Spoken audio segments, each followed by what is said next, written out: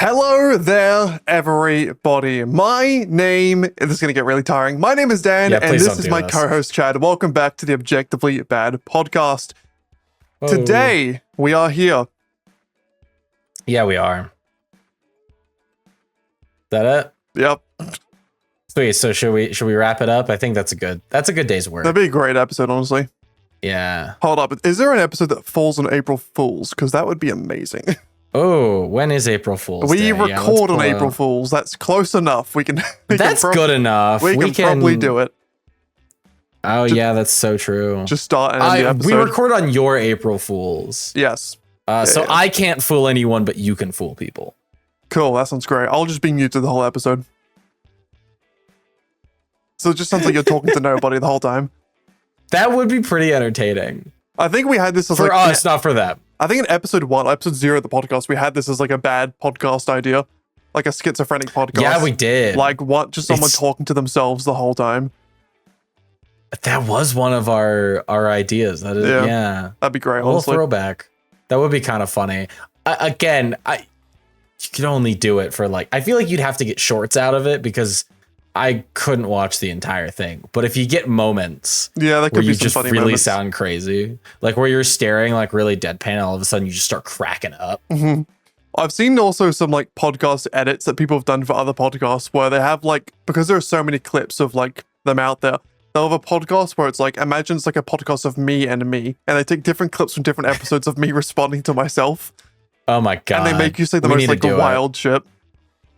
Yeah, it's really funny. I don't That's know pretty good. how I do it because it seems like a lot of effort, and I'm a lazy human, but Yeah, that's maybe. a lot of effort. It's crazy. I don't know if the people want it. If the people want it, let us know. We Yeah. still probably won't do it, but if the people want it, Let us know. it'd be good to know. Or tell us we're stupid. Either way. We already know that. Don't worry about We it. already know that. We're, yeah. we're well aware of the stupidity that Oh. reeks from our podcast. Oh yeah. Yeah. So Chad, what have you been up to recently? How's life? Life's good. Life's going well. It's been really warm here, which is kind of nice, Same. but also weird because it's March. I mean, your seasons are different from mine, Yes. but is it fall at this point for you? Yes, it is Or technically autumn. Yeah, whatever. Yeah, but it's still like 30 plus. So I'm dying a little bit. Ugh. Yeah. yeah, 30 nah. Celsius, by the way. I was gonna say it'd be quite chilly at 30 Fahrenheit. Yeah, no, I was streaming on Friday for me, and I was talking about like, hey, it's like 30 degrees Celsius here, and there are multiple people in chat saying like, dude, that's cold as hell. What do you mean? And I'm like, and What then I want to know is, are these people being serious or not? Because they could just be fucking with you. no, I think they're serious because when I was streaming, like, I don't know how many people from the streaming have been here, but a lot of my viewers seem low on the IQ scale. Because so like I'm streaming GTA, I'm playing in a crew session to like play with viewers and do like a mission with them, and every goddamn minute there is a message saying, "How do I join the crew?" Every minute, and like sometimes it'll be the same person asking like 10 to 20 times. oh wow. And it gets like Google kind it. of insane. And like there are multiple times throughout the stream. Like, at the start, I'm nice. I'm like, hey, this is how you do it. If you type in !crew in my Twitch chat, there's a link you can click on.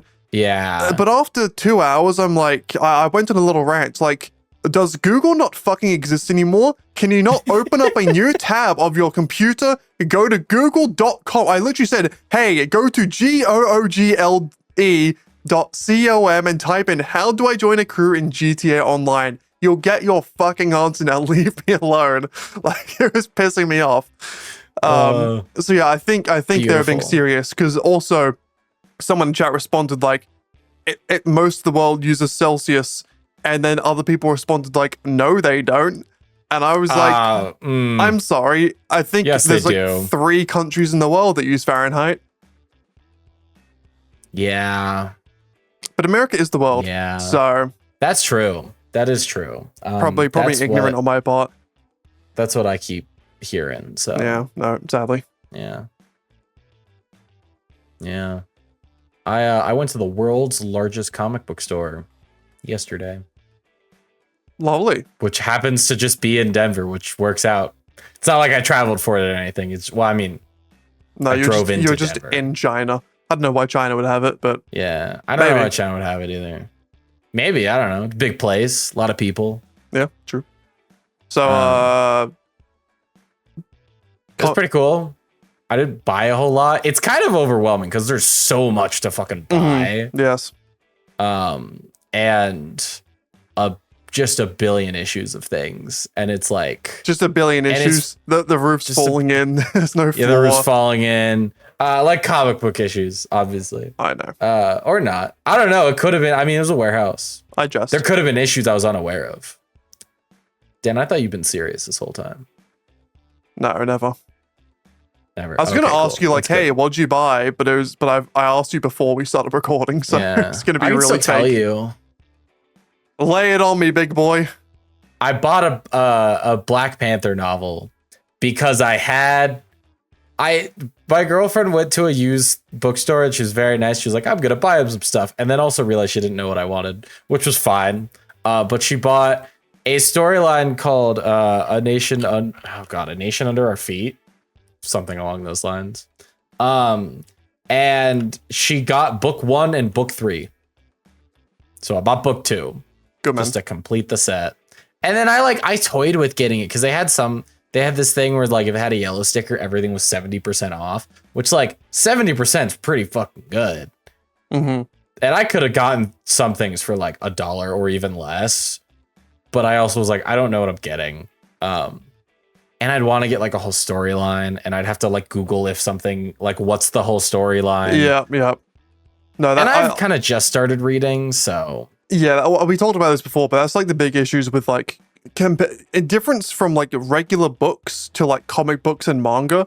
There's so many more like issues and volumes and shit you have to buy. Like if you want to read like all of, I don't know, The Witcher, One Piece, it's like 6 books. Oh, okay. Oh yeah. But it's like a lot of content in that 6 books. If you want to read, like you're saying, One Piece, it's 118 like full-on books you have to buy. Or like comic books, they're definitely thinner, but you still have to buy like a bunch of them, and they add up very quickly in terms of cost of money. So well, a lot of things come investment. in like the individual comic books come in like small issues, and it's like you read them in like 20, 30 minutes, depending on how long they are. But you need a lot of times 6 of them in order to complete the set. And it's like I walk up and I saw some stuff that's like the Tim Drake Robin, and I'm like, oh, this will be fun, and they're all super cheap, so I'm like, oh, this is cool. But then it's like Robin number 151, and I'm like, I don't know where the series here starts. Yeah, that's my other big issue with comic books is like you have like the start of a new like saga at like chapter 74. I'm like, great, that's awesome. And like because all comic books, at least Marvel DC comic books, for the most part, they're all connected in some sort of way. Like the stories were like interlock and some. Like if you're trying to read Secret Wars, you need to read like all these other issues that like have these characters similar to the MCU. It's why I do like manga a lot better in anime, because like it's usually pretty contained within each like worlds. Like there's very rarely crossovers or like different storylines and shit, which is nice. I do like comic books, and it's interesting to like understand the lore and the universe of it, but like there's so much stuff going on. It's so convoluted. A lot of times it's hard to find out what do I need to read in order to understand this. Yeah, and because like, and I'm sure you could find a guide online or something like that, but it's not necessarily inherent. But also like with comic books, you have like different authors and artists for like different things as well. Where again, with like regular books or manga, it's usually the same people doing it. But like you'll have Batman, you have like a Flash story followed by another Flash story. Like the best example I can give is like some of the new Spider-Man issues have been like heavily scrutinized because like Peter was getting cucked with MJ fucking some other man, and like they were like, this author sucks, can we get a new one? It's like, why didn't you just stick with the old author that was like writing a good story? It's like, why are we switching up so much? But the authors also, they'll change the, there's never like one guy that writes for one hero, because it's also some of these heroes have existed for like 80 years. And that's fine, but I just wish it was like consistent for like say there's Jimble Bob Berry Boy who writes Spider-Man from volume 1 to volume 20. Have that be a complete story, the Amazing Spider-Man, and then when he's done, make it a different like series. A different, then Spectacular Spider-Man starts, and it's a new person, new series. Yeah, I'm sure this does happen a good amount of the time, but it's not all of the time, which can sometimes be a little confusing. Well, and you get some of these stories that'll be like, oh yeah, what are you reading right now? I'm reading Batman number 592. And it's like, it's crazy. Like, I read the Old Man Logan storyline, and the original Old Man Logan is in, it's like Wolverine 66 to 71 or 72. I can't really remember. And it's like, it's just within a random section of Wolverine stories, which is they so eventually weird. make an Old Man Logan storyline that's separate, and I think continues on from that. But it's like, some of these things are just, it's just kind of random issues within just a series of that superhero. Yeah. Which I guess if you're used to it, it's maybe fine. But for like a new, it's very similar to what we were talking about with I think we were talking about it with game design. I think, or no, I was maybe watching a video about it. I was watching a video about RuneScape, and they were like, if you've been playing RuneScape since day one, when quests come out, you kind of, because you've played all the content, you understand its place in the world and in the story. But for a new player coming in, seeing, because in RuneScape 3, which is a newer version of it, I guess, you have there's a quest specifically that changes it from the 5th age to the 6th age of the world. But the 6th age quests appear, some of them appear at the same time with the 5th age quests. So if you've been playing since day one, you understand, because you've done all them, you've done this event that changes the world, so you understand. If you're a new player that comes in and sees like the gods in the world in the 6th age where they've come back, but then in the 5th age they're not supposed to be there, but you still see them there. It's like this big like what's going on? It makes no sense. Same with comic books. If you've been reading since day one, you probably like, well, I don't know how many people have been considering when they first came out. I was gonna say, at this point, technically speaking, almost no one has read day one. I mean, I think they started in like the 30s, so there are. But if some you've been people reading alive, for a long time, you can probably follow it along a lot easier than someone trying to get into it, because there's so much stuff to catch up on. It's very convoluted how comics are made, like you said, with like random stories just taking place in between issues of other stories and stuff like that. All the different like world resets, like Flashpoint is a very good example, or Crisis on Infinite Earths. Just like the whole universe being reset and it being a different story, but having the same characters. It's a bit of a mindfuck at times, I won't lie. I totally agree. I will say, I actually do think out of a lot of the ones that I have read, there's definitely moments where I'm like, I feel like this is referring to something I don't know, but a good amount of storylines that I've read so far do a decent job of explaining enough of what you need to know. For sure. But I mean, it's kind of similar. Like at one point I was watching the CW Flash show, and it's great. I think I had watched Arrow from the beginning. I got to like halfway through season 4 and I was like, I'm getting tired of this. And then I was watching The Flash and I got to like halfway to season 3, I want to say. And that's when they start doing their Crisis on Infinite Earth. Yeah. And I'm like, oh, so I have had to be up to date on Arrow, which I needed to have watched like another season or 2 to keep up. I needed to watch Supergirl, which I hadn't like at all. And maybe even what's that like? It's like the team Legends of Tomorrow. Yeah, like I would have had to watch, and I'm like, I don't want to have to watch one show to watch, or watch 4 shows to watch my individual one show. But anyways, I went to a comic. I'm sure I might buy some at some point, but I don't know. I kind of need to read more before I get into actually buying them. For sure. As of right now, I have access to them for free. So yeah, I think also with me, like I don't know if I want to, because like there's also the issue with like, what if you buy it and you read it and you don't really like it that much and you stop? I feel like if you're reading it digitally, it's a lot easier because you're not putting investment into it. Yeah. I feel like for me, like if I wanted to buy a manga, for example, I feel like I'd much rather buy one that I like have already read, but like enough that I'd like to have a physical copy of it. Like say you read, like one of my favorite comic book storylines ever is, it's one of the Hulk ones. I'm forgetting the name of it. Like World Breaker? World War Hulk? World War Hulk. World War Hulk is like one of my favorite like storylines. Also, there's another Hulk one where like he's the last person on Earth. Is it Old Man Hulk? No, that's Logan. It's something similar to that. Both those are really great, and that'd be cool comics to have. But like, I'm not gonna go out and just buy a random Batman comic without reading it. I'm sure that all the Batman ones are pretty good. But yeah, I know there's also some of it is about like collecting and even potentially making money, because what I've learned, at least from what my friend has said, is the graphic novels, which is usually like more of a book format, and it's that they've taken all of the issues of a series and put it into one, and like it's made a little bit differently. It's a little sturdier. Those don't really go up or down in value. They might go down, but they don't become a collectible. But the individual like issues, more paper like issues can become that. And it's like sometimes you could buy it for the $3, $4, or $5 it comes out for, but in 10 years or even just a couple of years, they only made a certain amount of them, and it's like, oh, this is worth like good money now. Yeah. There's the collecting portion of it, but I just don't think I'm up for it. Yeah, I mean, I've been tempted to get into Pokemon cards again recently because I was watching Ludwig. Do you know who that is? Yeah. Yeah, he did a video where he like opened one of every Pokemon pack ever made, from like the most recent to the oldest one, and like the oldest one costs like $10,000. And like, Pokemon cards are cool. I got some behind me, like in a drawer there. None of them are like anything special, but they're really cool, and like collecting them would be cool. But I was just thinking, is collecting kind of dead? Obviously not fully. There's still a lot of people that do collect, but I feel like you go to like your parent, like someone's house in like the 70s, and they have like collections of like records or CDs and movies and comics, and now it's like, I don't have like shit that's collected.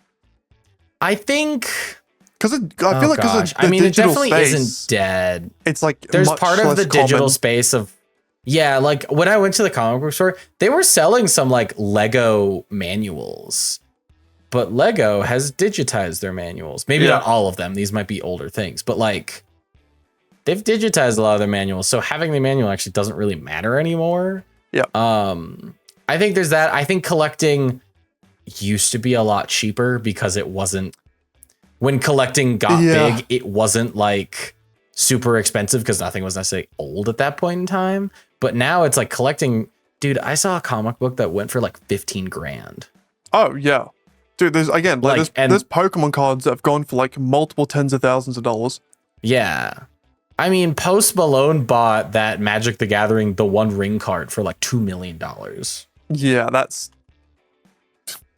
insane. Christ. The most expensive Pokemon card, I'm just searching it now, is the the population one's only one in existence. PSA 10 Illustrator Pikachu was bought by Logan Paul, not a surprise, for $5.2 million. That's insane. I mean, it's cool, but it's insane. I mean, it's similar to like baseball cards, like aren't really much of a thing. Even when like we were younger, like in Australia, I don't know how many Australians are watching this, but like I used to collect NRL cards, which is like rugby league. Football cards, both American and European, used to be massive. They're not really that, like you can still buy them at stores, I'm sure. Maybe not as easily. But like they're nowhere near as interesting anymore. Like I used to be like super hyped to like go to school and like, hey, here are some cool like football cards I got, or here are some sick Pokemon or Yu-Gi-Oh cards I got. Like, did you ever have like a McDonald's, like when you got a Happy Meal? Like, I used to get Yu-Gi-Oh and Pokemon cards. I'm like, this is the coolest shit ever, bro. Oh yeah, dude. Of like 100%. And I just don't do it anymore. They actually still do. I had a coworker that bought a Happy Meal purely for the Pokemon cards. That's sick. I haven't seen it in a while. It's kind of sweet. It's definitely still happening. It could be that it's happening less in Australia than it is here.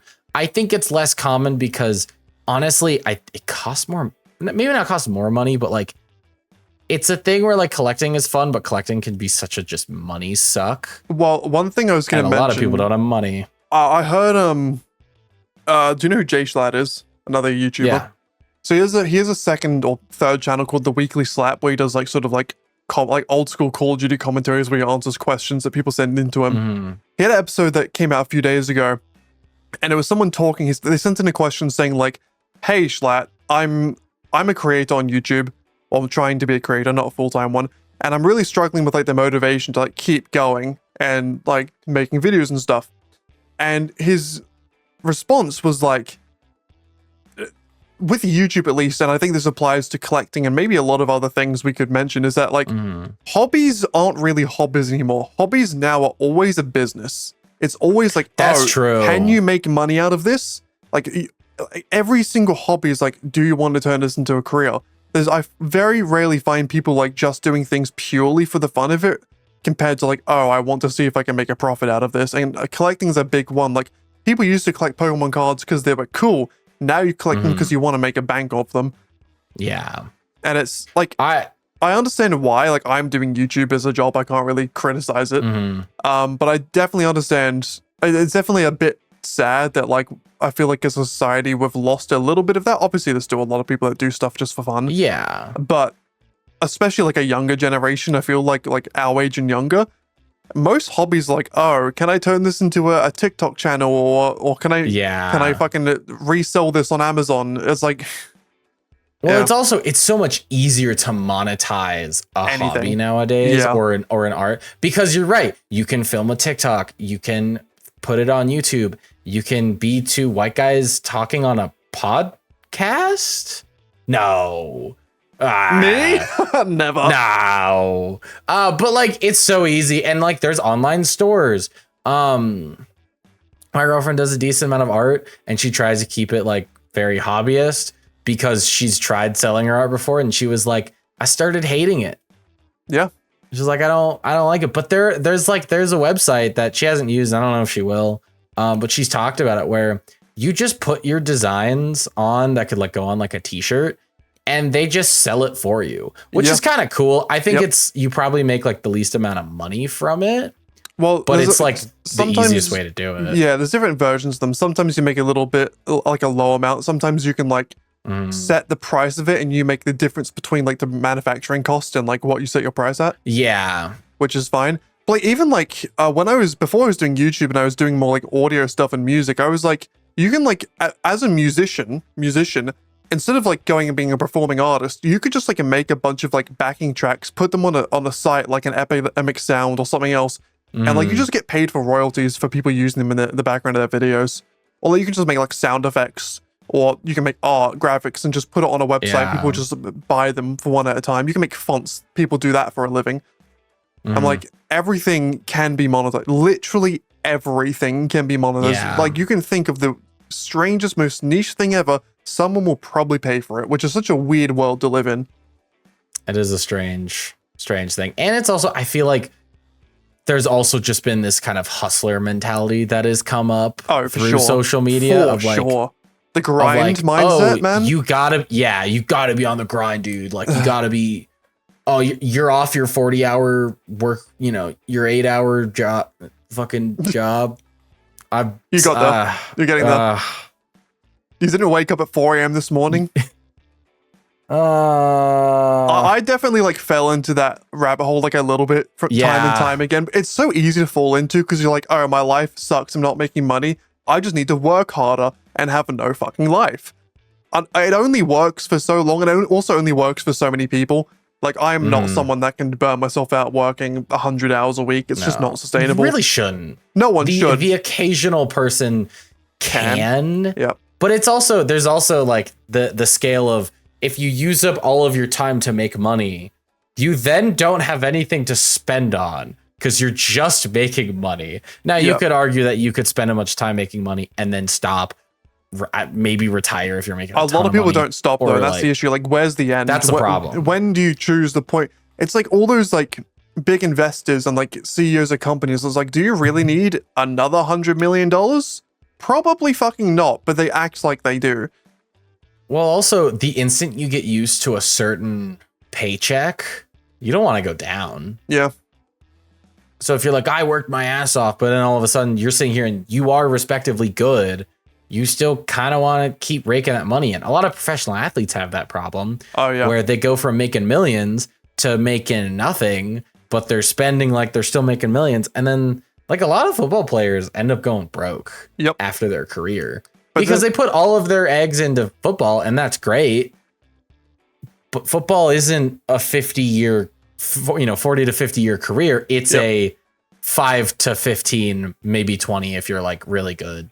And like if you're a top like D1, like D1 as in like Premier League football in America division athlete, you should be making enough money to where like even if you retire at 30, you should be good for the rest of your life. But the thing is, lifestyle creep, and because a lot of these players get into these careers at a very young age, they don't know anything else and they don't understand money whatsoever.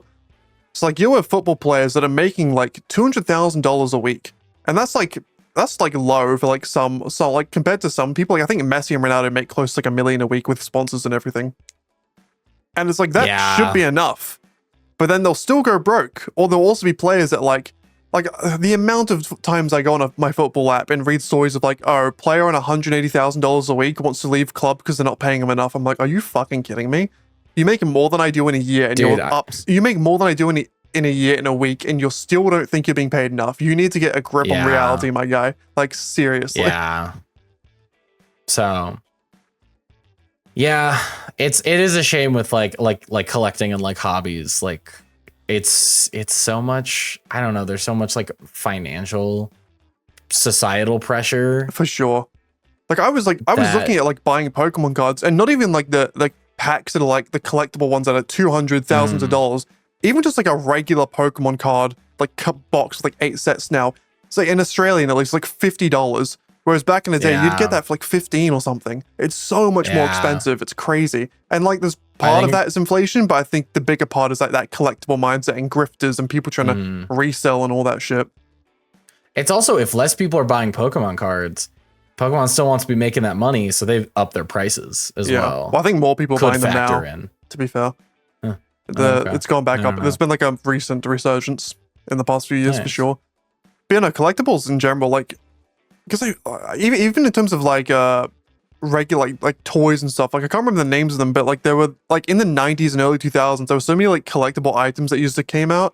Like, did you have like this thing called Crazy Beans? Like these little like bean characters, like faces on them. Oh my god, I remember. Like I used to collect those. They were like Pogs in the 90s and stuff. Yeah. I can't really. Maybe it's just because I'm not in that era. Or like in that generation right now. I can't think of any like collectible items that have been like released recently to like the younger audience, or like the general public.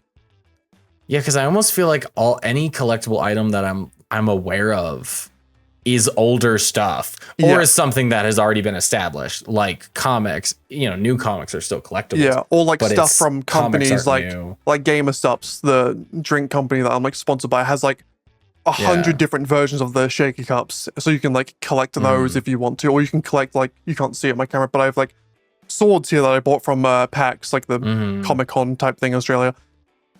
But like, I feel like there's not really like things rolling out in the stores. You don't go to Target and see like, oh, there's a cool new collectible item that's being like advertised on TV that everyone needs to get their hands on. I don't see it anymore. Yeah.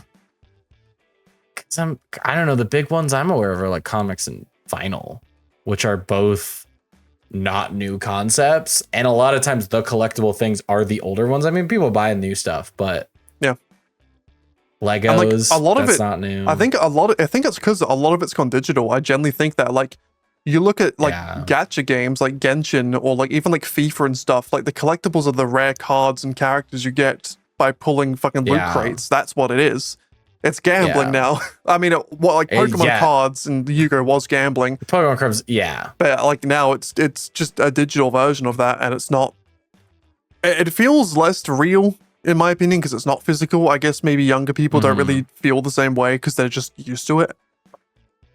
But like there's a digital Pokemon card game. It's called like Pokemon TCG Digital, whatever the fuck. And like that's gotten really popular recently. It's like you can literally just open packs on there. But like I don't know. It just doesn't hit the same as like having something in your hands and it being there and like having it sit on your 100%. Shelf. Like I saw like a setup video of one of the Phase members, Phase Scope. He was moving to his new house, did a setup video of his old house, and he was showing his dad's room, and he had like hundreds and hundreds and hundreds of vinyls and CDs, and he had like old game consoles like the Atari. I'm like, this is so cool. That's so sweet. Like this is such a sick room. He had like giant surround sound speakers with a record player and like hundreds of vinyls, like Bob Dylan, like Kiss, Queen. I'm like, this is sick. But you just don't. I feel like unless you were like an avid collector, it's not like a common thing. Whereas back in the 70s, it was probably a very common thing to have like a bunch of vinyls and CDs.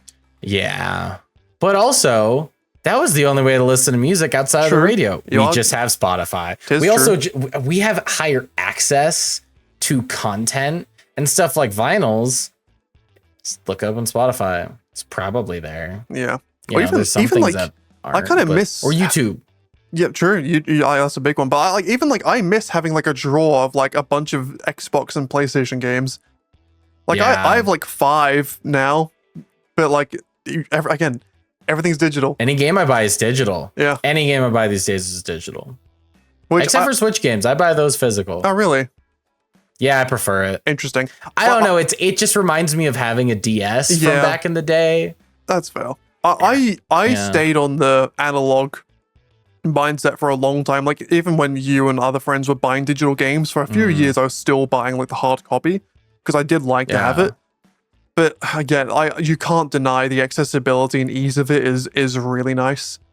You just don't even have to worry about carrying a bunch of shit around. You just have the console.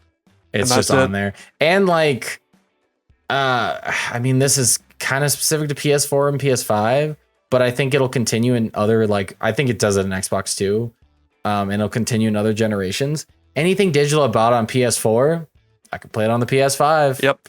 And that's pretty sweet that I don't have to like pull out a disc, or the disc has to be compatible. I'm sure the disc is compatible, but like, I don't lose the disc. The disc getting damaged. Like back in the PS2 days, the amount of discs that would just get fucked up just from being in there is crazy. Don't have to blow on any cartridges. Oh, I kind of miss that though. Like getting a DS cartridge out, blowing in there, it working. You felt like a king. You felt like you had magic powers. Honestly, it was great.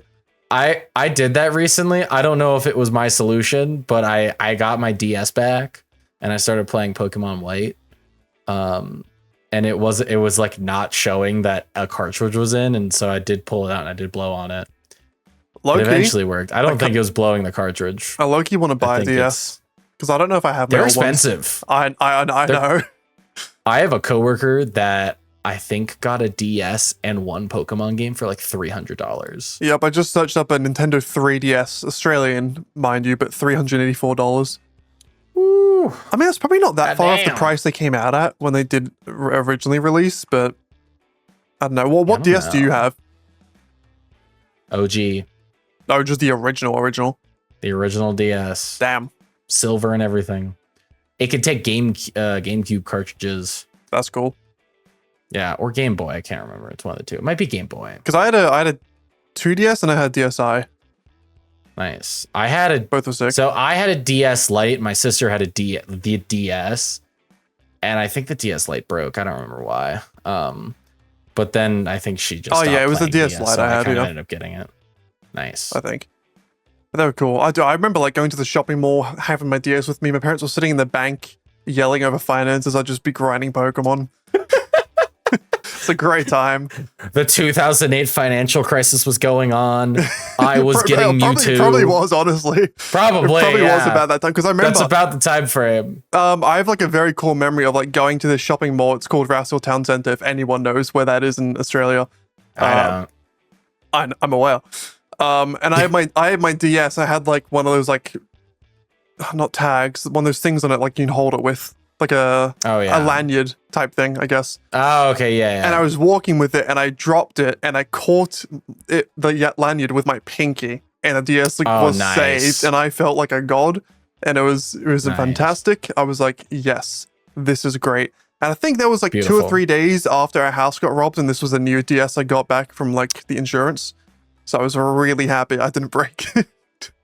Yeah, that would be a shame to have a 2-day-old DS. Just, you call the insurance company, we got robbed again. They just stole the DS. They took the DS. Can you send us a couple $100? Please. You just resend like the old photos that you had taken from the first robbery. Yeah, honestly. Mm-hmm. No, getting robbed was weird. I remember they didn't take the PS2, but they took like the whole TV. I don't know why. They took the DS, they took the TV, and like obviously a bunch of other shit, but they didn't take the PS2. Sure. And I don't know why. I also got robbed as a kid. Oh, really? Yeah, I was super young though. I think they mostly took jewelry. That makes sense, yeah. Yeah. They only took the stuff downstairs, which I guess didn't have like, it probably had some expensive, I'm sure they took like credit cards and stuff. My parents could probably tell me, but they didn't come upstairs that I know of at least. Yeah. I guess we share some trauma. Nice. Yeah. I think I was 1 or 2. Like I was. Oh, really okay. young. I was like 6. Yeah. Like I have been told 7? this. I don't have any memory of it. Okay. No, I was the one that found out. I don't know if I've told this on the podcast. I think I've told you. Like Oh, no, you haven't. I went to my. You've told me at one point, but I don't remember any of this. I remember I woke up in the morning. I went to my parents' room, and I really wanted to watch. I want to say it was Happy Feet. I remember I really wanted to watch a movie on the TV downstairs, and I don't know why. No, maybe it was Alvin and the Chipmunks. It was like some like nice animated kids movie. And I went downstairs and I was like, did you guys move the TV? Because there's no TV there. And they came rushing down. They were like, oh, fuck. Oh, shit. At least none of you were harmed. Yeah, that's good. Which is good. I think no one was home when I got robbed. Which is also good. Yeah, no, that's helpful. Yeah. Huh. Dan, you want to talk about concerts? Yeah, sure. Okay, sweet. We had a whole topic for today, and I'm surprised we got 36 minutes out of that. Not that it's a bad thing, but that was good conversation. I mean, it's good to know we can ramble. Hey. If I've learned anything, it's that we can ramble. Yeah. So, topic for today that we were meant to actually talk about is concerts, because Chad and I are a big fan of the live music, concerts, and the music in general. Are we both wearing concert tees right now, or is yours just AT? No, Mike Snow. Actually, I didn't get it from a concert. I just got online, but Mike Snow is an artist. Okay, because this is a Porter Robinson shirt I got at a concert I went to. Oh, that's a cool shirt. Yeah, no, it's pretty sick. That's pretty sweet. Yeah. Nice. Very cool. I think, we might as well talk about merch as we're talking about it right now. Because with concert merch, you have the typical like tour dates on the back merchandise. And I think when both of us started going to concerts, that was like the thing like we always get, because like you want to like remember the concert. I've now got to the point where I'm like, I just want something that looks cool. I don't give a fuck about the tour dates being on the back or not. Like I'm the same. Care less. Yeah. I also find sometimes it's not the best merch is the stuff with the tour dates or like the coolest art. It can be, yeah. Yeah, I tend to go for the coolest art. I try to buy merch every time I go to a concert just because like it's nice because I can get new shirts that I like outside of like random generic t-shirts. Honestly, the t-shirts I wear the most now are like concert t-shirts. Most of mine are too. But it's also nice because it's just a way to support the artist outside of just paying for the ticket. Especially a lot of times merch.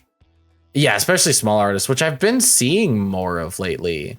But merch, pretty much everything goes to them. To my knowledge, I don't know if the venue takes merch sales. I don't really see why they would. Maybe the people like helping sell it make it like a small cut. Yeah. Like if they're not your people, because sometimes you just have some of your like staff. Yeah, for sure. But again, if you're smaller, it might just be you guys and like one other guy that just kind of helps out.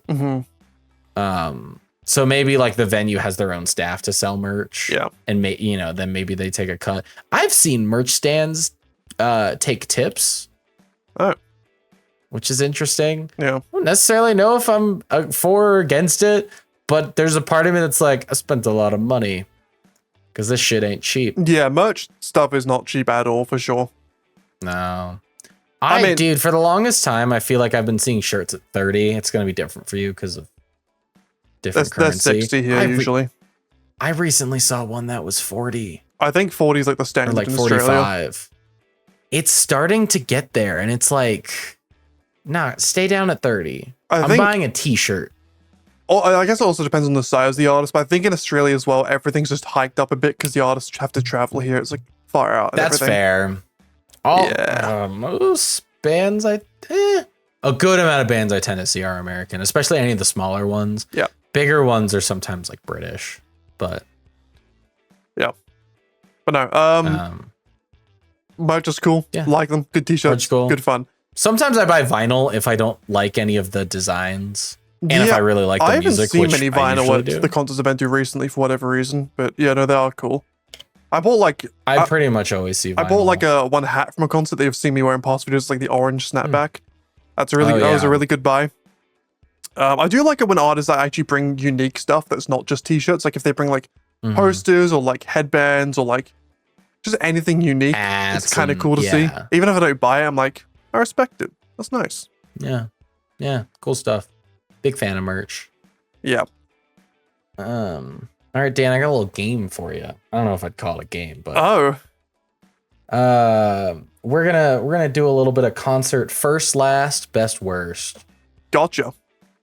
We're just gonna name stuff. It's not really a game. We both win, I guess. Sure. Or we lose. I don't know.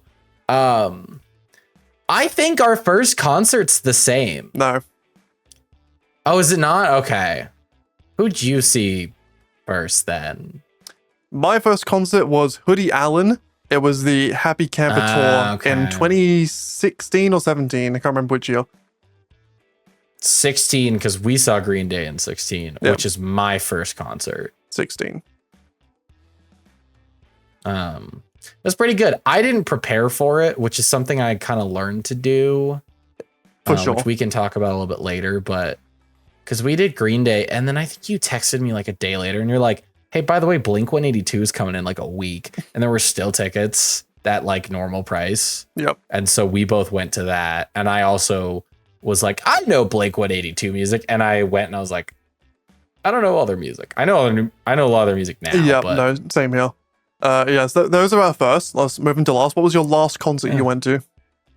My last one was Good Kid, with the opener being Phone Boy. I specify that because I have now seen Phone Boy 4 times, and I like them a lot. This is the first time I've seen Good Kid. It's actually the first time they've come to Denver. I know you like them a lot. Yeah. They're really good. They're really entertaining. Yeah, I'd love to see them. They did a lot of fun, like on-stage stuff outside of just their music. They had a lot of really good crowd interaction. They had this one bit where there was a lamp that the light guy could change the colors, and everyone was cheering for the lamp like the whole rest of the concert. It was really fun, and Phone Boy's great. I enjoy them every time I see them. They're a small band out of Jersey.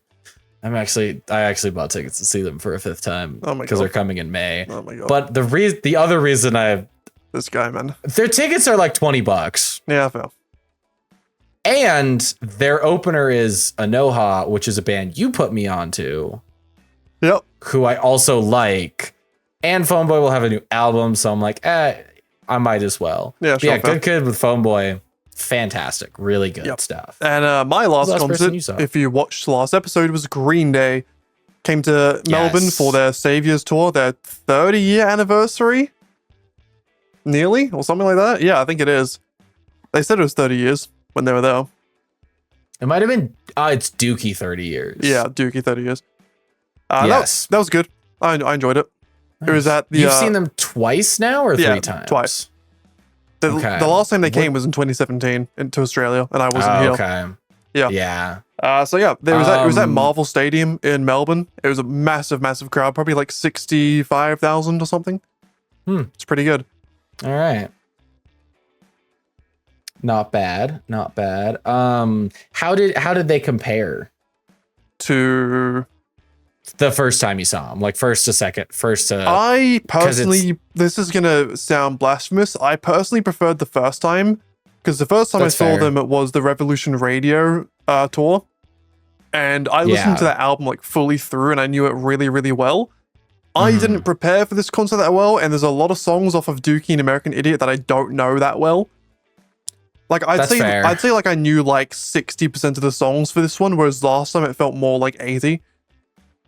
Okay. But it was still really good overall.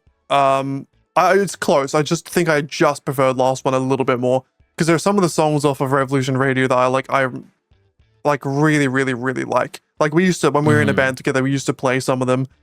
And obviously that was like when I first got really into Green Day, whereas now it's like been a while since I've listened to them a lot.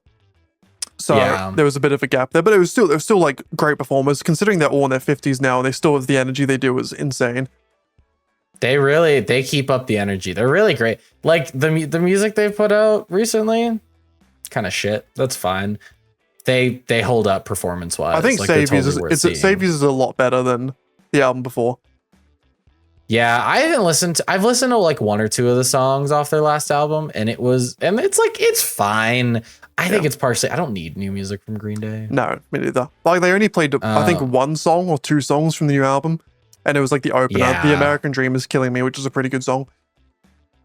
Yeah. But yeah. Best concert. I'll let you go first on that one. It's gotta be for me, and I'm trying to figure out which one because I've actually seen this twice. All Time Low at Red Rocks. Okay. Because Red Rocks, for anyone who doesn't know, it's an outdoor venue in Colorado, and it's really cool because it's like you have all red rocks surrounding you. The acoustics are really cool. It's all outdoors. It's seating is really good because it's just a bunch of like levels and like steps, so you always have space. You're not like bunched in. I mean, it can hold I think it can hold like just shy of like 10,000 people. Okay. And also All Time Low are fantastic. Yeah. Probably their last time I saw them. Great performers. I love them. They're really entertaining. Well, they're both really our funny. favorite band, right? Yeah. So that also helps. Sure. Probably that, because they're so much fun. The last time I saw them, one of them definitely got a little drunk. Oh yeah, same here. Kept trying to like sing the Titanic song, which I can't remember what it's called. But you know what I'm talking about. Yeah. And the other guy was like, "We don't know the words. What are you doing?" He's like, no, I got this. Don't worry. And he didn't know the words, but it was really funny because he got the whole crowd kind of singing, because I don't know how much the whole crowd knew the words. It was a great time. No, that's awesome. What about you, Dan? Best concert for me was All Time Low, up to a certain point, and then it was overtaken by Elenium. Okay. Elenium's a EDM artist, is the best way I can describe electronic music artist. Yeah. But I think it blew me away how good this concert was. Like nothing even comes close to it now for me, with just like how incredible it was. Because before this, I'd never been to like an electronic music concert. Yeah. I saw David Guetta and one other artist in Ibiza when we had a grad trip. You weren't there, but I saw David Guetta. But that was more of like a club, so it wasn't like a concert. Sure. It was just like music being played and he happened to be there. It was cool, but like typically when you go to concerts for like punk music, rock music, which is what we see usually, it's very cool. You got people playing instruments, you got people singing, you have some like fireworks sometimes, or like little fire bits that blow up. So I didn't really know what to expect going into an electronic concert. I was like, is he just going to be there with like a DJ set and just playing the songs? Yeah. But what really surprised me is that Elenium, they had like full-on instruments on the stage. There was a guy playing on guitar. Elenium, the actual artist himself, played guitar in some songs. I think there was a drummer. And I think one of the things that made this concert just even better for me is that there were two opening acts. Annika Wells, who is a really great female artist, and she features on some of Elenium's tracks. And another like electronic artist called Said the Sky, who's also really good and also features in some of his tracks. And they both had great opening performances. But then both of them came out and performed the set with Elenium, which was so fucking cool. So like Annika Wells would sing her parts in the songs that she had songs in, and then sing some other parts that had female singers. Because Elenium does like a lot of like music where like pretty much every album he'll have like a different feature on a different song. So like he's had All Time Low before. He's had good song. He's had Tom DeLonge before. He's had fucking who's the female Avril Lavigne. He's had like a bunch of massive artists. He has a song with the Chainsmokers that has like 1 billion views. And he's like, he honestly might be eclipsing All Time Low as my favorite artist, just because it's so unique that every song has like a different vibe because there's a different artist on there. It's all really unique, so that's awesome. But then also like Annika Wells had another girl with her in her opening performance that played violin. And then for some of the Elenium tracks, she came out and played electric violin like on top of it. And it was so fucking cool.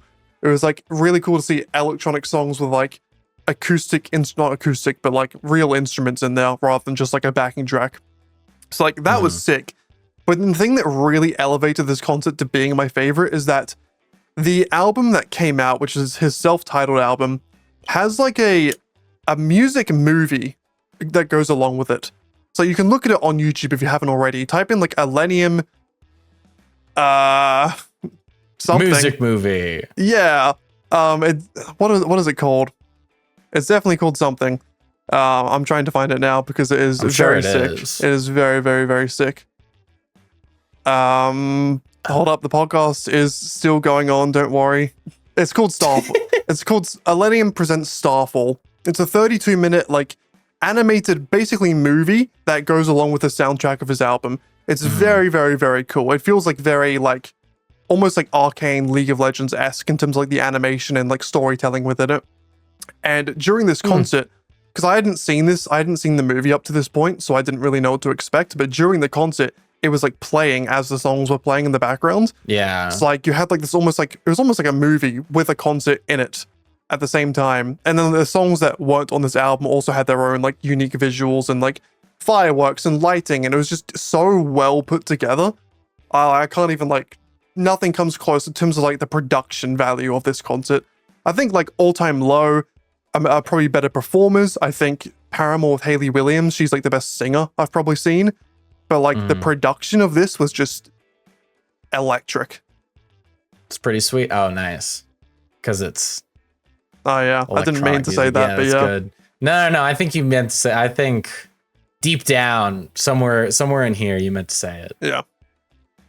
That's pretty sweet. Did they play the All Time Low song? Yeah. Okay. Because I think that's it's on that album, with, like John Baptiste or like John Bellion. John Bellion. It's one of the two. Yeah. Okay, I knew it was one of the two. Good Things Fall Apart. It's one of their best songs. That's a good song. Sure. It's an incredible song. Yeah. Everything I've heard from Millennium is good. I should probably look into more of his music. No, all of his there's not a single bad tune. All of it is so good. Ironically, I found Millennium for the first time because I was watching like one of those like GTA 5 like graphic mod showcases where it shows like the story mode with like super high quality details, and they just happened to use Millennium songs in the background. I was like, this sounds cool. Huh. And now I'm addicted. It's like COD montages. Pretty much, yeah. Where it's like they have really sweet like pop punk music because that's when COD montages were popular. The reason why I found like Green Day was because of a fucking COD montage. So yeah. There you go. Yeah. On to the last and actually least. What was the worst concert you went to, Dan? And worst doesn't necessarily mean bad, because it could be that all of them were good. Yes, this was. I was thinking about this, and I find it difficult because none of the concerts I've been to are bad by any means. I think worst for me is going to be the first time I saw Blink in 2016. Yeah. I think because I've seen them again since then, and this was Blink without Tom DeLonge. This was before he joined again, so it wasn't like full Blink. And while I do like Matt Skiba, I think he's a really good singer, and I do like the album California a lot. The energy, like I think we were both there. The energy was just a bit low. We were also sitting in like the furthest away place we could have been. We were real far back. And so just sort of in comparison to like when I saw them again with Tom being back, it probably is that. I can't think of anything else that like is like that low in comparison. It's not a bad worst concert though. No, it was still like good. If that's your worst, that's not a bad thing. No, I haven't been to I haven't been to a concert where I was like, wow, I didn't like this. I think for me, I've never been to a concert where the performer was bad or I didn't have a good time because of the performer. I saw Eden, who's an EDM artist that we both like. I know what you're gonna say here. And it was like dude, the visuals were really cool. The music was really great. Part of the reason he's not as high up on my list is like, honestly, I thought I knew more of his music than I did. So a lot of the songs I like tried to do some research or tried to like listen to before, but I just didn't have any of them memorized. But here was my issue. And I've told you this, Dan, but I'll tell you again, and I'll tell it for the people. There's two people, I don't know, like mid-30s maybe. It's like couple. Yep. Were behind me, I think with like just a straight bottle of vodka. Mm-hmm. And I'm presuming other things in their bodies. just fucking yelling at the top of their lungs. Any single time there was a slight pause in the music, and I don't even mean like between songs, just any time there was a little bit of silence, it was the loudest woo possible. I'm shocked they could keep going that long. Mm-hmm. Cause like I would have lost my voice by then. Cause I've done that. Seeing like, I know the last All Time Low concerts I went to, I sang like a lot the entire thing. Same. And like halfway through, I was like, I need to pull back because I'm losing my voice. Yep. But these guys were just fucking, just wow, the entire concert, to a point where I instinctually like held my fingers up to my ears when I knew there was going to be a pause, because I knew they were going to woo, and I was right. And like me and this other random guy kept going. The guy were like, hey man, I'm glad you're having a great time. Can you shut up? And he's like, oh, sorry, bro. Like, this is my girlfriend's birthday. And like, we're just having a really good time. Like, oh, I'm sorry. And he'll shut up for like 15 seconds. And then he'll go right back into it because he forgot or didn't care. He also recorded on his phone, which we'll talk about that, but I hate it. I understand maybe a little snippet, but he's recording the entire time. There's a certain point, because I'm right behind him, he's recording and it's like right here above my head, and he's drunk, so he's bobbing. And so he's like hitting me with his phone while recording. And I'm like, dude, you have to stop. And he's like, oh man, like, oh, I'm sorry, I won't do it again. And then, again, 15. I eventually moved, but it was so packed, it was hard to move. Yeah, of course. I'm like, I can't go anywhere. And I don't really I had a good spot, so I wanted to maintain that spot. I had a good view. That was probably my worst. I had another one where I enjoyed it, but I kept having to move because there was this guy who was also recording. And he's again hammered, and he's like holding his phone, and it's like bobbing up and down. Mm-hmm. And I'm like, dude, this recording is gonna suck. Yep. Like, I don't know why you're doing it. At one point, his girlfriend left, so he recorded for her. So he's holding both phones in his hand. Why? Just send the recording to each other. The fuck? And neither recording is good because he's waving his hand around. Oh, that's like, it made stupid. no sense. So if you're with someone, only one of you needs to, unless you're just posting like a quick Instagram story, only one of you needs to record. Because if you're in the same place, the view's going to be the same. That's also, it was a small venue. I can't imagine that sound was good on that phone. No, of course. I know the first time I went to a concert, I recorded a bunch of stuff on Snapchat and didn't look at it. Because, like, let's be honest, we don't look back at our recordings of like concerts.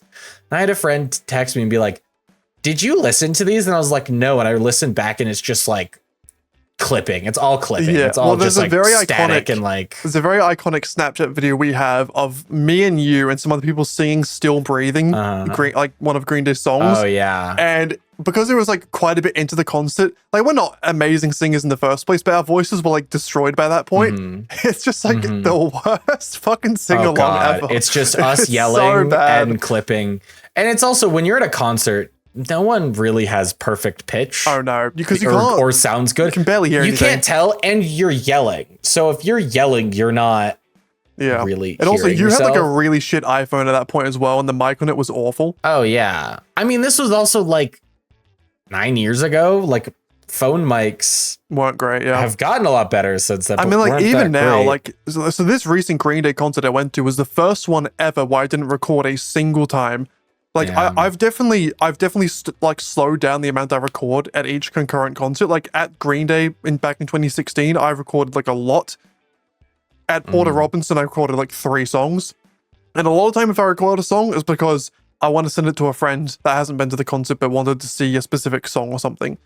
But Green Day was the first time I never did it, and I couldn't care less that I don't have any recordings of it because, like, one, and nowadays everyone records it, so if you want to see the concert, you go on TikTok or YouTube and there'll probably be a clip there.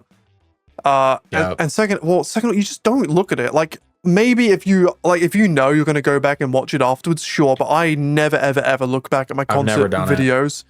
Like, at most, maybe I'll record to do an Instagram story or take a photo of like a cool banner I see in their performance.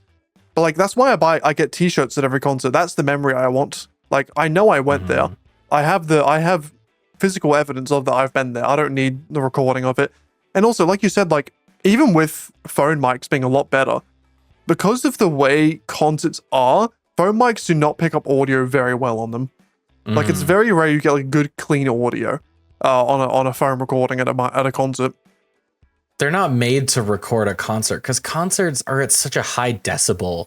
Like, I put earplugs on at this point, but like microphones aren't, unless they're really high quality, aren't meant to like actually take that level of audio. Yeah, I've been tempted to get earplugs. It's worth it. It just, my ears don't ring. I don't want to look like a bitch, and that's man. really cool. You don't. Nah, dude, you don't see them. I feel like no, a bitch. You won't see it. No, shut up. Nah, don't. You I feel like a little. bitch. I feel like a little boy, and I'm gonna get bullied by all my friends. But you're so big. Yeah, thing Such is, a tall man. I was talking to one of my friends at the Green Day concert, and we were like, we could do it, but I kind of like the ringing sound. Like, it's waking up with that ring in my ears the next morning. I'm like, I had a good night last night. It was kind of nice. Look, I get it. Depending on how often you go to concerts and how many you go to, you will just start losing your hearing. I only go to like 3 a year at this point, so it's not too bad. That's fair. I've been going to more recently where I'm going like once a month or sometimes even like more frequently. So I got earplugs and like... That's fair. The sound quality is a little bit worse because you're blocking stuff out. But being like not waking up with a headache and ringing ears is kind of cool. I kind of like it, man. I don't know, there's something about it. It's like when you get back home from a concert and your head's ringing and all you do is just lay down and listen to like the tinnitus. Okay, that's kind of nice. It feels kind of good. I don't know, man. It's something like, I mean, yeah. Have you ever seen those like TikToks or reels where it's like it plays like a certain high pitch frequency and it's like supposed to calm your brain? Oh, I've heard of them. I don't think I've actually seen any of those. Like sometimes they pop up on my FYP and I just sit there like, oh yes, this is lovely. It's kind of a similar noise. feeling. Yeah, noise. Yeah. Well, that's great. We'll check back in 30 years and see who can hear still.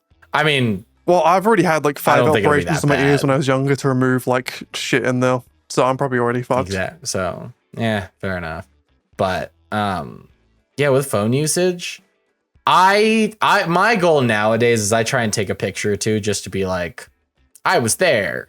And it's for myself, for when I occasionally go through photos, I go, oh yeah, I remember this concert. But like you said, I'd rather remember it by merch. Yep. And, you know, memory. Yeah. Because I still have that. Same. You know, knock on wood. It just doesn't go away at some point. But yeah, I don't, like, you're never going to look back at it. And it's never going to be a good phone recording. No, it's also it's a nuisance to others as well. Like, I don't know about you, but whenever I'm in a public space, especially a concert, I'm like hyper aware of like how much of a nuisance I'm being to other people. Especially because of your height. Especially because of my height. Like, I don't care too much about other people recording because I can usually see above it or like in between. But like, I very much understand, like, there have been multiple times I've gone to concerts, especially alone, maybe not when I'm with other people, but if I'm alone, if there are a group of people behind me and they're like, hey, can we move in front of you? I'm happy to say yes a lot of the time because like I can see from pretty much anywhere. I don't care too much. Yeah. But one thing I noticed, and this is a general rule just in the world, but at concerts, it's like a hype. It's like it's more dense. People just have no fucking awareness of anything around them ever. Yeah. Ever. It's the most infuriating fucking thing. From like people like spilling a beer over you to shouting in your ear to hitting your head with a phone. The amount of times I walk out of a concert with a wet leg because someone spilt some shit on me is crazy. I had this was the guy that was double recording. He had a beer in his hand and he jumps up. Just hit my mic there. He jumps up with the beer. Yep. My hand was in my pocket. It landed in my pocket like a little bit. Oh, it was terrible. Oh, that's vile. There's a little bit of beer in my pocket. Yep. I don't know how he did it. It's like precision accuracy or something. I'm like, and I've seen people do that where they jump with their beers, and I'm like, yeah, because a lot of time at concerts you'll have like the plastic cups for the beer. Yeah, it's not even like a beer can where it's like if you jump up and down, it's a small hole, so like not a lot's getting out. it's just a straight up like cup. Yep.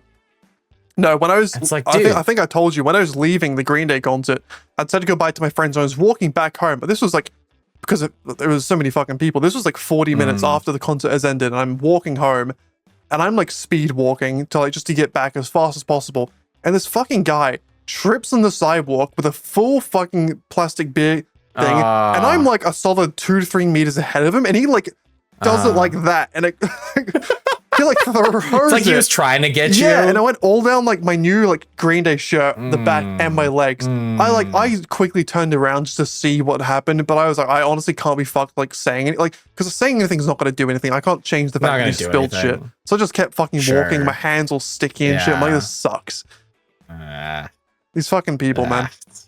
It's never just water. No, water would be fine. Like it would suck a little bit, but it's not sticky. Or like at the Blink concert I went to last year, there's a guy behind me, and I feel like a drink go down me, and I feel like a little touch. I'm like, this guy fucking spilled it, and he's just like blacked out on the floor behind me. I'm like, oh, and they had to get like fucking people in to drag him out because he was clearly like on drugs or like passed out drunk or whatever. I was like, can people not just control themselves a little bit, please, for the love of God? I honestly like I like having a beverage or two on the occasion, or maybe more than that. But I don't really get getting super drunk at a concert. I understand having like a couple for a bit of a buzz because like you're dancing to music and that's really fun. That's fine. And I've done that.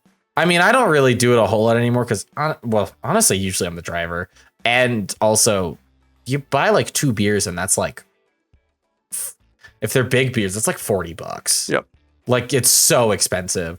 But also, I've seen like a decent amount of people that, you know, they're smoking weed and they're drinking. Maybe they're doing other things. And I'm like, you're not going to remember this at all. Yep. You're barely conscious for it. And you paid money for this concert. Like if you want to trip out at home. Well, at a club or where something. You're not losing money, or like a club where it kind of makes sense. Yeah. It's like you might not, these guys might not come back for a couple of years. They may not come back ever. Like they might not come back at all. And you're just not going to remember this because you got too drunk to pass out. And that's just stupid. Yeah. You're dumb. Yeah. Like again, I understand a little bit, but I'm like, if you want to do something to like do drugs or get drunk, concert I feel like isn't it. Yeah, no, I agree. I just don't like, I understand, you know, there's addiction and all that, but it's like, I've tried like really drinking at a concert and I started and I was just like, I'm not gonna remember it, you know. Yeah. I mean, I was never gonna get like blackout, but like a bunch of like alcohol mixed with like jumping up and down is never a good combo. That's a recipe for disaster right there. Yeah. 100%. I mean, it's just not worth it. A lot of social etiquette, it just gets thrown out the window at a concert, and I understand why you're excited. It's a happy time. You're seeing an artist you like, but I feel some people just need better social awareness of shit going on around them. Stop, like, you could bounce a little bit. Stop bumping into me a whole lot. Look, like you're gonna bump into me a little bit. It's fine. Stop throwing your body around. Yeah, like I went to this one concert. Yeah. Where there was this is the first concert where I was like, I actually think I am older than the average age. And it's because I was in a college town and I was seeing a group that was like really small. And it's like, it's basically just college students there. And I'm out of college at this point. Yeah. And there was this guy who was like a golden retriever on crack. He had so much energy. And he was like friendly and nice. And I was never really that mad at him. But he's just like throwing himself around and bouncing all over the place. Yeah. And like he at one point pulls his phone out to do like the like flashlight. And he's like waving way too, he's bobbing and weaving way too much. And he clearly knew all the words. And I'm sitting here and I'm like, it's one of those songs where it starts out slow for 30 seconds. And then it gets fast. And I'm like, why'd you pull your phone out? But I talked to his friends. I'm like, hey, do you mind if we move to the side? You kind of move in between so you can kind of contain him. And they're like, yeah, we're sorry about this. And we're like, it's fine. It's whatever. That didn't work. And then at one point, I'm maybe like 6, 7 like rows of people back from the front. At one point, he's just at the front. Oh, cool. And I'm like, how did you get it? Like, I see it. I'm like, oh, there he is jumping up and down. And I'm like, I get he had probably the greatest time he's ever had. Yep. I remember. But I'm sitting here, I'm like, take some personal space, man. It reminds me of a concert we went to. I think it was Good Charlotte. But we were there, and there were two girls from a high school that were also there. So like we kind of met up with them like in the middle of the crowd. And there was this really big guy, like he was probably like 6'2", like probably like 200 to 300 pounds. He was like a big fucking boy. Yeah. And he was like just kept bumping into us. He kept bumping him to one of the girls in front of us. Like he was like getting a really I don't think he was meaning to like be like creepy. He probably but he was probably just kept bumping. He was like very much invading personal space. And I remember like she was looking very uncomfortable. So I literally went in and like shoulder barged him to the side. Nice. I was like, get the fuck out of here. Sometimes you got to do it. Sometimes you got to give someone a little shoulder check. When and I think I learned because there was a concert I went to like a year ago where I did like the complete opposite thing. And there's a very funny video one of my friends has of me. It was Logic, the concert I went to. And it was a very funny video my friend has because like we were like, I don't know, like 10 rows from the front at one point.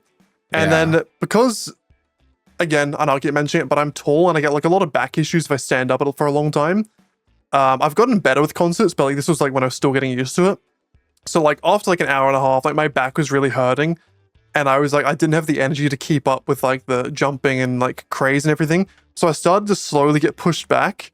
And then my friends turn around, they just like see me like 10 rows behind them just by myself.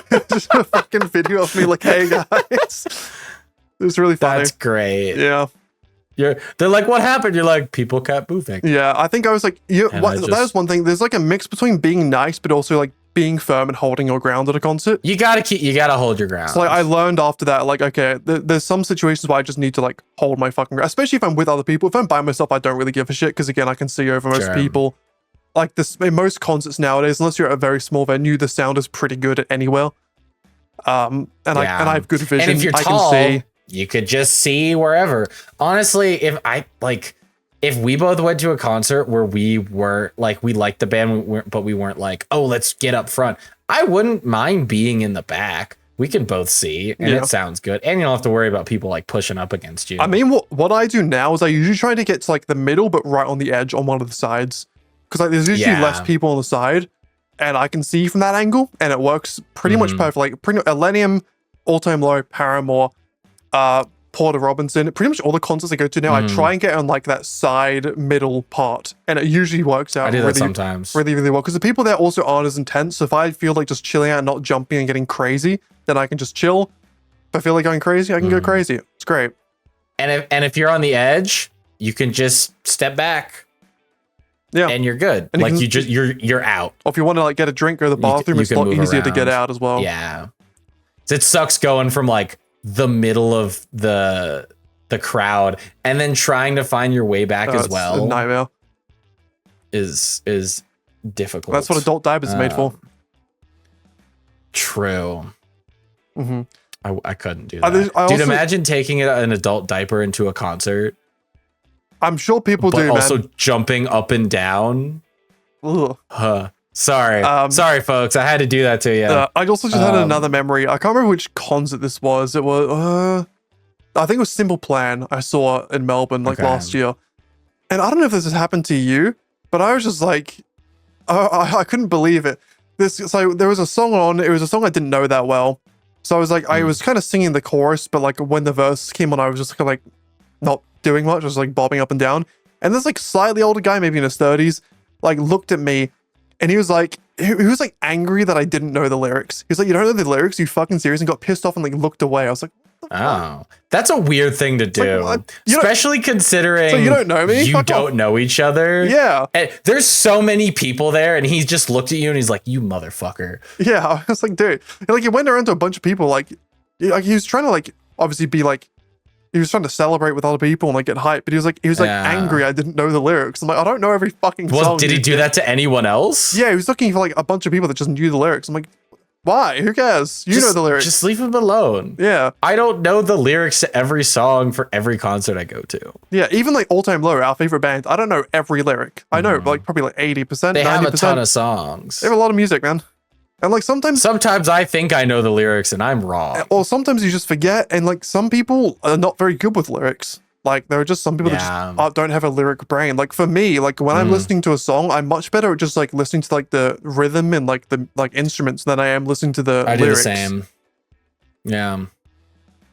Yeah. Again, there's a lot of weird people at concerts. It happens. There's a lot of weird people at concerts. I have a coworker who said he went out with a friend that he hadn't really gone to a concert with. And so, they had a couple beers. And then at one point he's like, hey man, you want to hit my weed vape? And he was like, sure. And I guess this guy probably got too high, but I also think probably didn't do this terribly often. And he looks at my coworker and he's like, hey man, this guy's trying to give us spiked drinks, and just grabs these guys' drinks that are like on a table and just pours them out. Just like dumps. They're not, first of all, they were not trying to offer him their drinks or give them spiked drinks. He was just going crazy. Yep.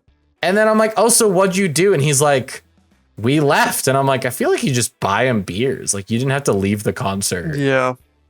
Weird. Like that's but also what a strange thing to do to like get a little too high and be like, these guys are trying to kill us.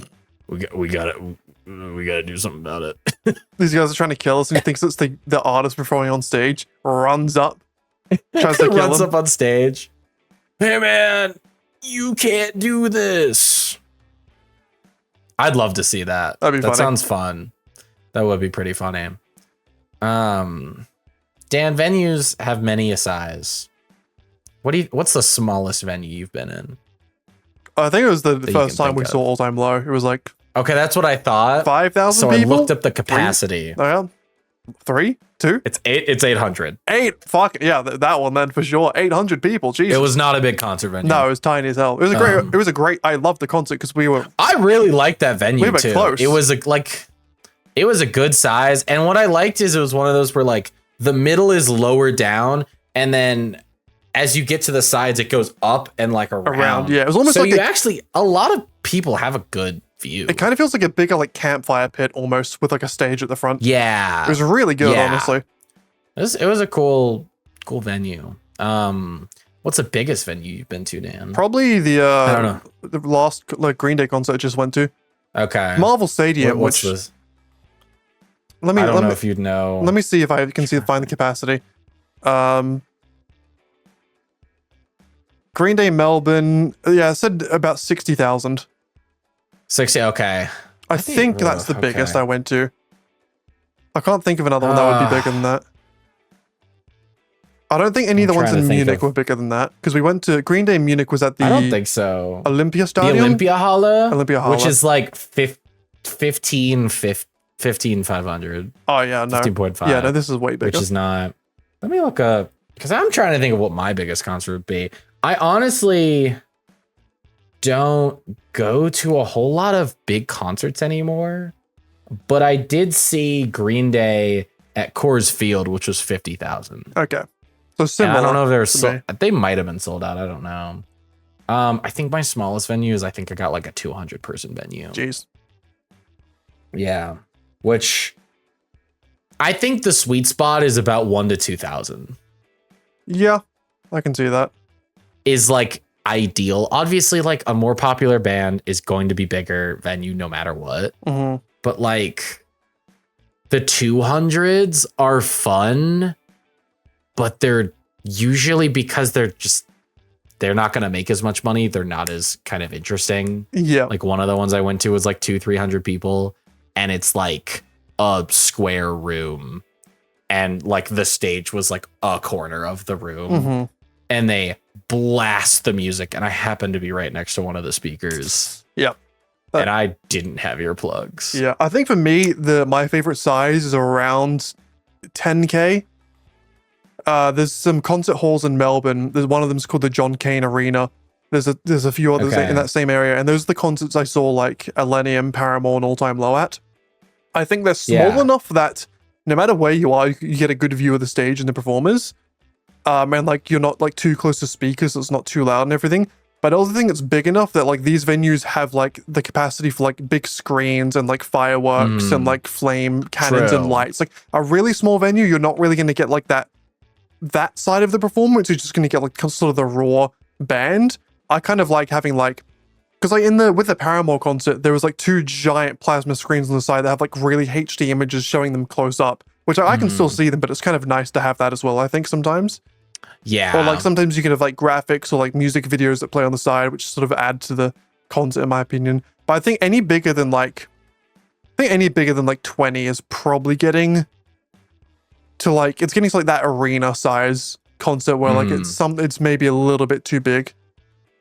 Yeah, like they're fun usually because the artist you're seeing is so good and they have so much good music. Like Green Day has a bunch of really good songs. I saw them at Coors Field, which is the ball field in Denver. I was nowhere near them. Yeah, they had massive screens, and it's the only reason I could like see them outside of them being like a tiny speck. So I could hear all of them, and like the fire and the stuff was cool. But I don't know, the like more intimate venues where it's, it's the kind of 1 to 2,000 places I've seen, maybe even like 3 or 4.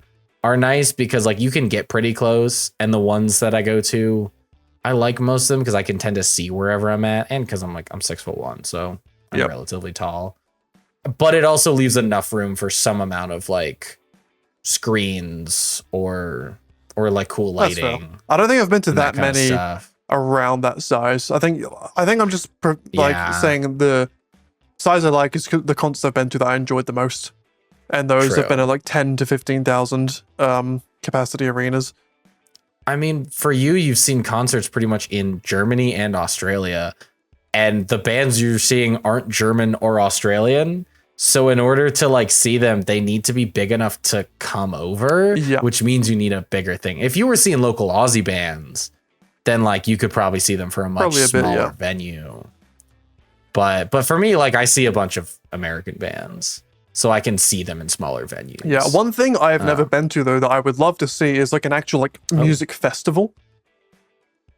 I would too. I haven't been, and I would like to go. There's a very famous like sort of like punk rock festival that happens like yearly in America. What's the name of it? You remember? Warped Tour. There's some which other ones I think as well, ended right as I moved back to America, and I think they're restarting it. There's another big one that's this year though. There's another one that is new. Yeah. It's in Vegas. It's the When We Were Young tour. Yes, I would love to go see that because it has like I know All Time Low there and a bunch of other bands I love are going. It's like every pop punk band is there. Pretty much. It'd be awesome to go to, but then I have to fly to America to see it. Ugh. But Dad, I'm here. I mean, when is it? I could. Fuck. I don't know. We planning this on air? We could. It's 18th of October. GTA 6 might release that day. There's a chance. It honestly could. Could be fun. Yeah, I could. Yeah, that is the 18th of October. Well, I'm busy then. Sweet. Yeah. Yeah.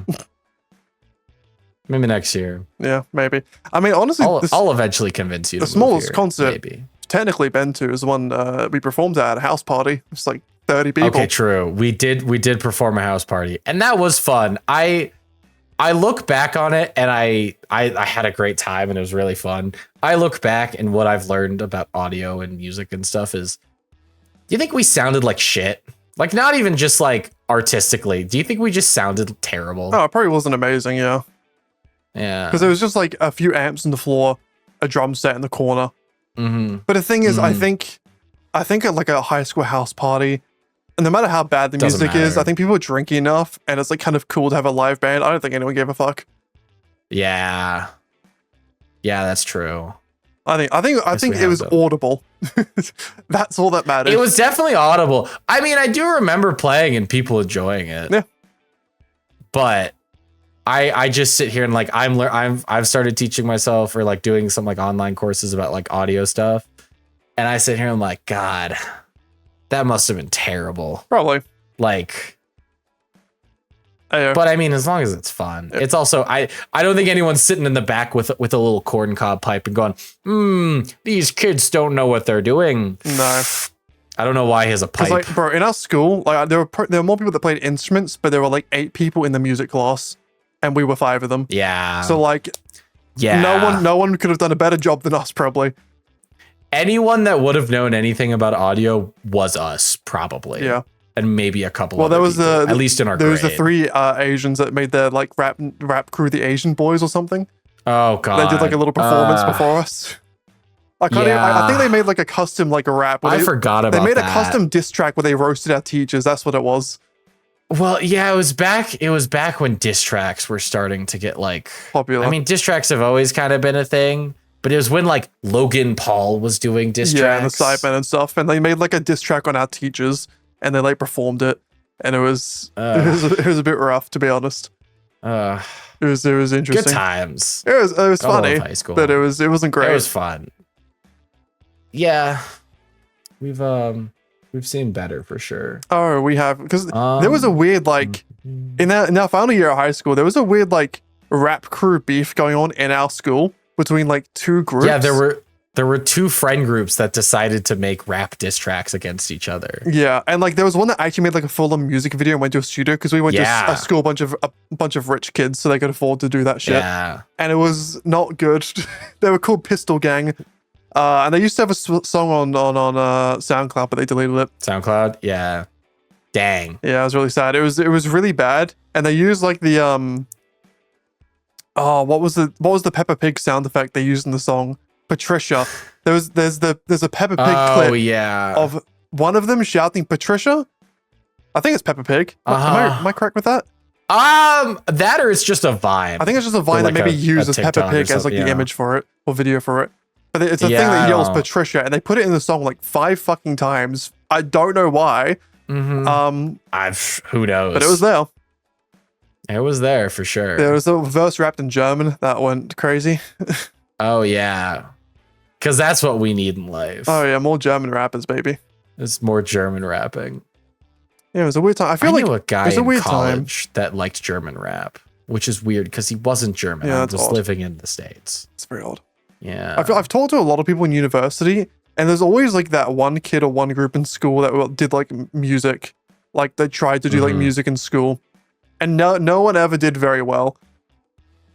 It's funny because in the US, band is massive. Yeah. So like a ton of people did music. Yeah. Yeah, and I'm sure there's always that one group that tried to do like a rock band, but like band kids is such a massive thing because we have like marching bands for like football games and all that jazz. Whereas at our school, music was like in a basement that no one ever went to outside of the music people. I kind of loved it though, because like we just had free reign of that whole basement to ourselves. Like that's true. Like literally during lunch, we just go down there and play music, or like during music class, there were like three whole rooms and the auditorium that we were just allowed to just go in and fuck around in. We could just use, which was nice. There was one day and do work. We definitely did work in that class. There was one day when me and you were practicing guitar for our like assignment for like an exam in the auditorium, and the principal just came in and started playing piano along to my song. It was beautiful. It was not choreographed at all. It was not just planned. I think he was giving a tour to like a kid or something, and he just came in and started playing piano with me. I was like, what the fuck's going on? This is so weird. Yeah. It was funny though. Legend. Yeah, it was a great time. But yeah, no, like you make a good point about like how in our school, like band wasn't a thing, but like extracurriculars in general were just, no one gave a fuck about them. Like in America, if there's a football game on, everyone's family is there. Everyone's going. Like they get face paint. There's like food at our school.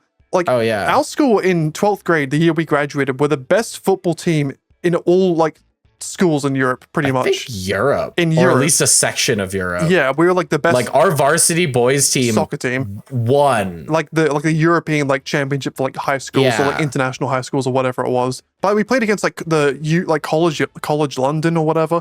Like we played like high-ranking teams and they won, and like no one watches it. No one gives a fuck. Oh no, dude! I played for a couple of years. I didn't end up playing my senior year, but I'd be playing games, and the two people in the stands would be like a lot of times it was like one of my parents and then another American kid's parents. Because it's such an American thing. I don't know about Australia. It's such an American thing to go and watch like high school sports. Maybe not high school. I think in Australia it's more common to watch like weekend sports. Sure. Because like typically in Australia you'll like play soccer and cricket for your school during the week, and then soccer and cricket again on the weekend, or like rugby and cricket. I did the same, yeah. Yeah, and like I think parents will usually go to the weekend games more often, but you know, it's definitely more common. It's like shocking how little support there is for like sport in the school we went to. Oh yeah, it's insane. Like our bleachers, we didn't have bleachers. We had like 3 like concrete slabs you could sit on. That were like waist high each. Yeah, and that track and field only got built at like the 3rd year after I moved there, in like 2016. It was really nice too. Yeah, just no one used it. No one saw it. Yeah, it's kind of weird. Odd time. Yeah. But yeah, no, there's not a whole lot of extracurriculars. No, because that is like one thing I do wish I could like, if I could like choose to experience high school again, I would choose to experience it in like an American public school. Because obviously you see it in the movies and everything, but it just looks like such a cool thing to experience. Like the high school football game where everyone's like there together cheering for your team. It just looks like a fun time. I went to some when I was in middle school. I went to my sister's high school to watch some games. It's a good time. The band is playing. People, like tons of people are cheering. Like it really is fun. And like a lot of times it's free, or it's, you know, a couple bucks so that they can help pay for the football program. It's a good time. And it kind of is a shame that like, I mean, we were at a smaller school. Like our class was like 100 people. So there's that too. I think it's small in American standards. It's pretty decent in my opinion. Fair enough. I mean, there's a lot of American schools where it's like 400 is like a medium size. Yeah, it's always crazy to me that like in American schools that like, because every school I went to, my like grade level always had like around 100 people, both in my Australian primary school, high school, and in Germany. It's like when I'm watching like an American film or like an anime in Japanese, and like not every student knows each other, it's so crazy to me because I knew every single person in our year, like by name. Yeah. Whereas like in American high school, there'll be like a solid half of them you do not know at all. You'll be like, I recognize this person. That's about like, it. There's not a single person in my grade that I don't like know. Like, like have interacted with and know their name. And which is it's so foreign that's just not normal in a lot of other places. Yeah, that's true. I mean, there are also like, I have a coworker from South Dakota, and he's like, there were 10 people in my class, kind of a thing. So you also do get that, but yeah, I guess I'm just probably like mid-size. I guess. Yeah. So I don't know. Well, Dan, music, am I right? Yeah. It's something. Yeah. I couldn't think of what word I was trying to say there. It's a doozy. That's fine. That's what I was trying to say. It's a doozy. It's a doozy. Yeah. Well, music talk's over. This episode's coming out on Thursday. The Invincible finale has released as you are watching this. We have not seen it yet, but next week we'll probably be talking about it. So if you want to see us talk about Invincible, subscribe. Subscribe.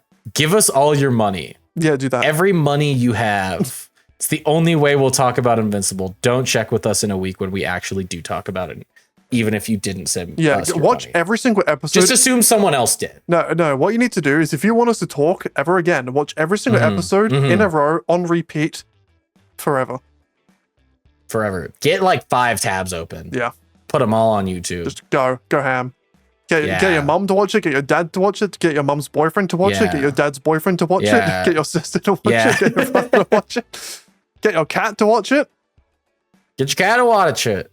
They might like it. They'll enjoy it. They'll the next time you come back from seeing your cat will know English and will sound like one of us. And I'm so sorry. Just wakes up one morning, cat on his chest. Oi, cunt, what's going on, mate? Get the fuck out of bed. The cat wakes up. Hey, what's up, guys? Langman Dan here. Welcome back to another. The YouTuber accent. There you go. Yeah. They're playing GTA. They're real greasy. They have horrible sleep issues. What? Okay. You're not that greasy. That was mean. I guess that's a little harsh. I do you notice that when you eat fast food, you get like really greasy the next day? Yeah, because it's greasy food. Yeah, I think there was a point in life where I ate it so often I didn't notice it, and now that I've stopped eating it as much, I really notice it. Yeah. Because I mean, that's good that you're noticing it now. I mean, like my diet's like, I wouldn't say good, but it's better now. And then I'll have like over the weekend I had like KFC and Hungry Jack's like back to back, and the next day I was like, oh, I feel bad. This isn't good. I've done that on a weekend. Yeah. Anyways, watch all of our videos, or we'll never make one again. Maybe that's a threat, not a good thing. Maybe don't take that as a good thing. Maybe they want that though. I don't think. God, I really hope not. Sorry, just the thought of that was depressing. This is depressing. Okay, we should end this. Then I can never talk to you. Bye. Yeah, we should.